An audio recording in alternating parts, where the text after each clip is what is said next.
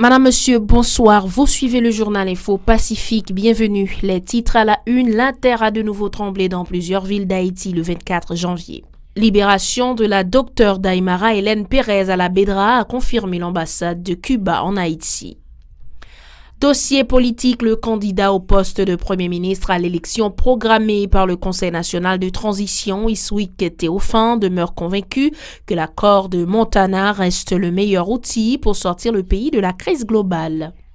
Le Premier ministre Ariel Henry a pris part lundi aux activités marquant la 4e journée internationale de l'éducation. Il a réitéré sa volonté d'œuvrer en vue de rehausser le système éducatif haïtien. Restez avec nous, on vous retrouve dans un instant pour la suite.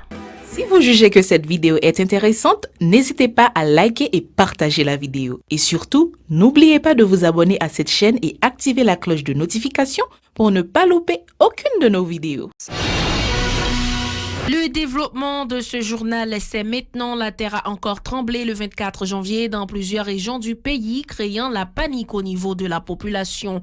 Aux environs de 8 heures, l'Institut d'études géologiques des États-Unis a confirmé qu'un séisme d'une magnitude de 5,3 a secoué le Grand Sud d'Haïti lundi matin.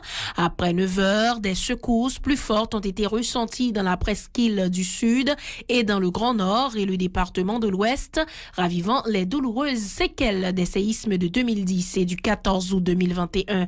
Dans le département des Nipes, de nombreux élèves affolés par la situation ont détalé dans tous les sens dans les établissements scolaires qui se trouvaient dans l'obligation de cesser leur activité et renvoyer les enfants dont la plupart sont tombés en syncope.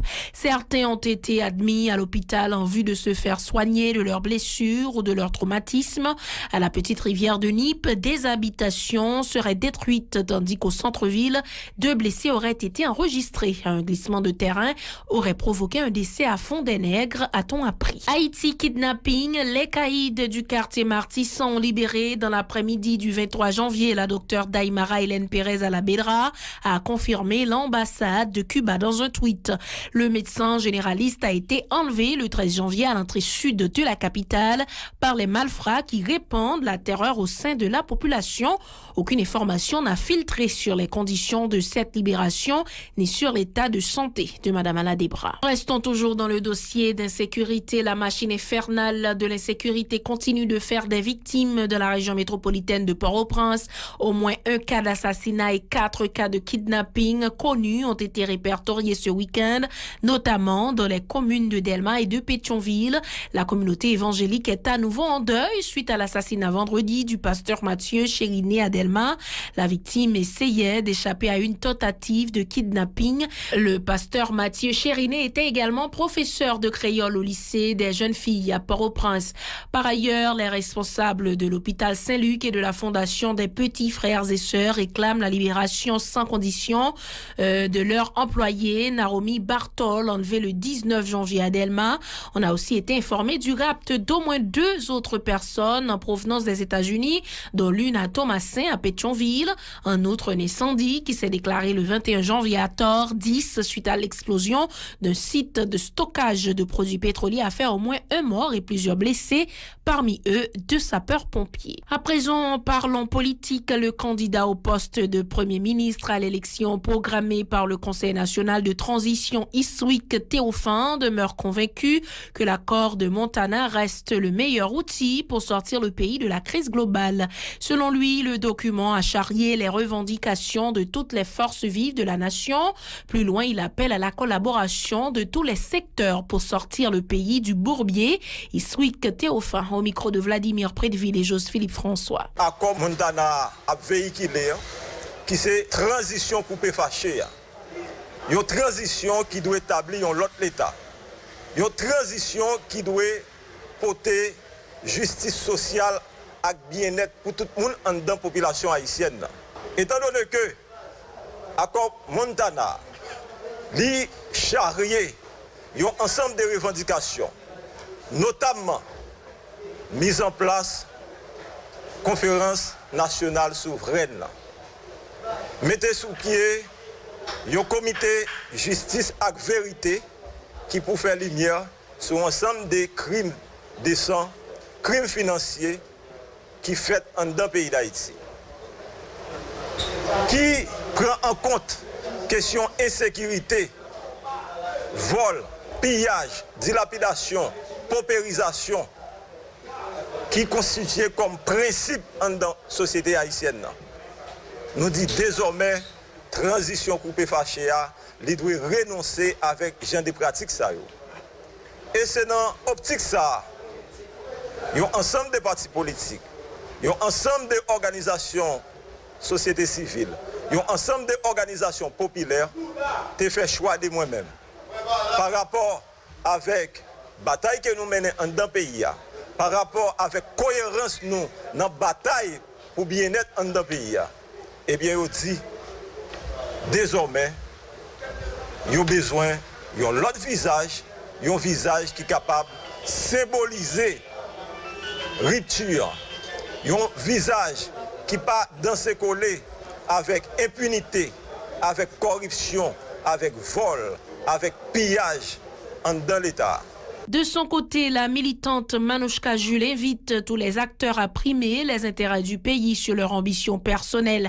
Elle plaide aussi en faveur de l'intégration des membres de la diaspora dans les affaires du pays. Cette bataille-là, ce n'est pas une bataille qui est facile, mais c'est, je nous dis, force nous avec détermination nous à faire nous arriver. Et nous avons demandé avec toute population haïtienne, nous avons demandé ensemble avec tout le monde, tout acteur politique, pour retourner et ressaisir, râler mémoire, pas oublier, Haïti c'est pour nous tous. Haïti c'est un bateau lié, nous tous en bateau. Pas de monde qui a pensé et tirer quoi, pourquoi on en bateau. Ça veut dire si bateau ça coule, c'est nous tous net qui couler. Et pas de monde qui pourra dire yo ka tirer tête dans bateau. On réfléchit avec Haïti en général côté nous tout en bateau. Qui ou t'es l'autre bord, qui en Haïti ou en bateau parce que logon petit ou femme qui victime ici, c'est toujours ou même qui victime. Donc c'est ça, nous avons demandé avec tout Haïtien, mettez tête nous ensemble, tous et acteurs politiques, on suspend nous-mêmes d'abord, on songe à la souveraineté nous qui menacée, on songe avec un pays qui a crasé, qui va entrer dans l'abîme, on mettez tête nous ensemble pour nous joindre une solution à l'haïtienne. En solution à l'haïtienne. L'activiste politique Glanda Jean invite le Premier ministre à s'atteler à la lutte contre l'insécurité permanente, notamment dans l'aire métropolitaine de Port-au-Prince. Sans l'instauration d'un climat de sécurité, la tenue d'élections au pays restera un vœu pieux, a prévenu Glanda Jean au micro de Vladimir Predvili Stravinsky des Rameaux. Nous-mêmes, nos plateformes politiques Victoire, avec parti politique Héritage, nous condamnons des démarches anticonstitutionnelles, c'est président Sayo, que messieurs dames qui n'a comme Montana mettaient sous pied pour satisfaire intérêt personnel par eux. C'est avec un pile tristesse, les n'a regardé un petit pays tant qu'Haïti, trouver un président qui est élu, qui blanc dans l'État Louisiane. Côté président pays Louisiane, retrouvé dans la rue avec gros âmes franc de foi, qui prouvait à clair que ça n'a pas rien pour la démocratie ni un État de droit.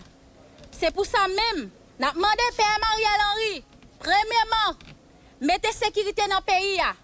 Deuxièmement, former pressé nouveau conseil électoral provisoire. Troisièmement, faire référendum pour organiser une élection libre, crédible et démocratique dans le pays. Pour finir, nous avons mis tout secteur dans la vie nationale, là, mettez tête ensemble pour joindre une solution à la crise politique qui a bouleversé les Haïtiens. Nous mettez tout le monde dos à dos. Pendant que nous dit tout le monde qui fait ma conviction politique, nous, on fait une chaîne solidarité pour sortir Haïti dans une situation difficile s'allier, journée aujourd'hui. De son côté, le militant Désir Junior Gracia a indiqué que le tiers du Sénat reste la seule institution qui pourrait être habilitée à désigner un président pour assurer la transition. Il a qualifié de démagogie la tentative du CNT instituée par l'accord de Montana. On l'écoute. Donc, Parlement, c'est seule institution légitime qui est capable de décider par un président si au cas où le gouvernement Ariel Henry a pour aller. Maintenant, la survie du gouvernement d'Ariel Henry dépend de l'accord du 11 septembre 2021, côté te gagné plus de 300 organisations avec partis politiques qui ont signé un accord pour décider de l'avenir pays.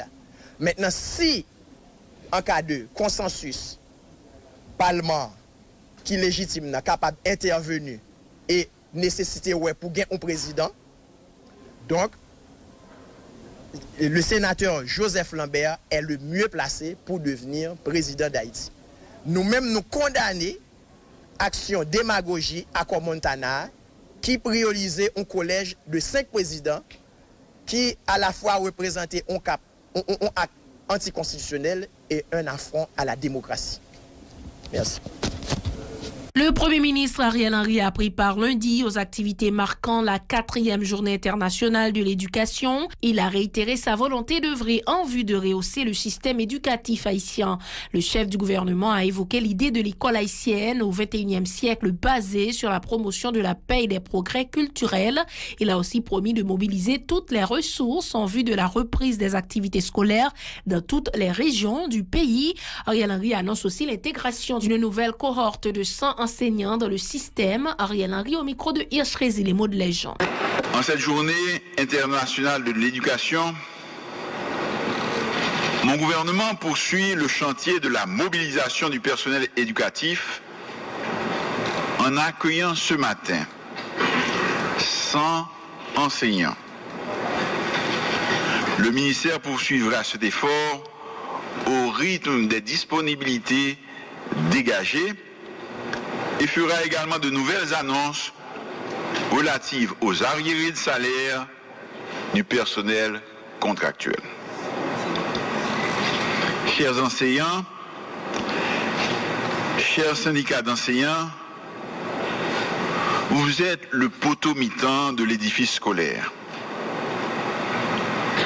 À travers l'activité de distinction qui va suivre, c'est vous tous, à travers tous les territoires nationaux, qui êtes honorés. Par ailleurs, le chef du gouvernement a promis de renforcer le programme de distribution de fournitures scolaires en septembre prochain. Ariel Henry a indiqué que l'unité et le dialogue pourront également contribuer au développement du système éducatif. On l'écoute toujours au micro de Hirsch Rézy, les mots de Legend. Pour tout le travail ça vous fait, puis bien, à partir de l'ouverture de l'école dans le mois de septembre 2022, le gouvernement a fait recensement tout élève qui dans le pays a un numéro unique qui pour permettre l'État qu'on ait plus bien tout le monde qui vit dans le pays et améliorer les programmes sociaux tant que distribution livres, uniformes et latriers. Moi connais que l'État a compté sur la collaboration nous pour travailler ça arriver fait. Pas oublier. Amélioration éducation dans le pays, c'est un combat qui m'a déjà fait nous toutes. Une autre fois encore.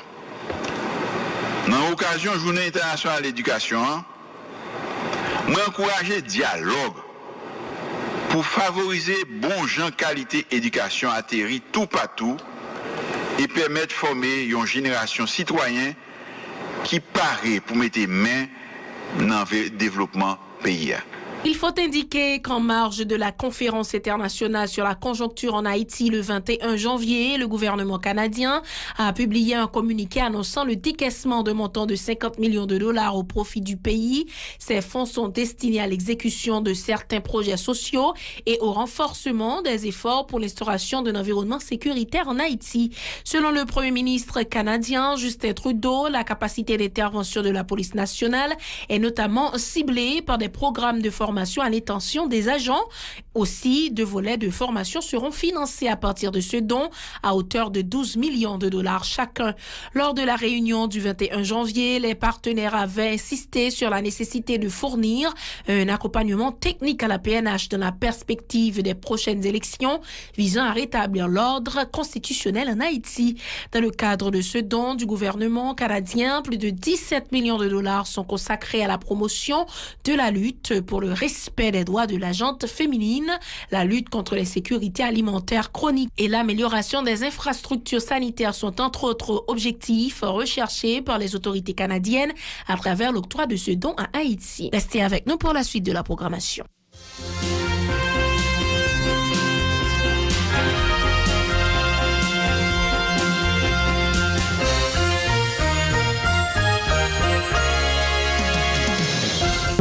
vous jugez que cette vidéo est intéressante, n'hésitez pas à liker et partager la vidéo. Et surtout, n'oubliez pas de vous abonner à cette chaîne et activer la cloche de notification pour ne pas louper aucune de nos vidéos.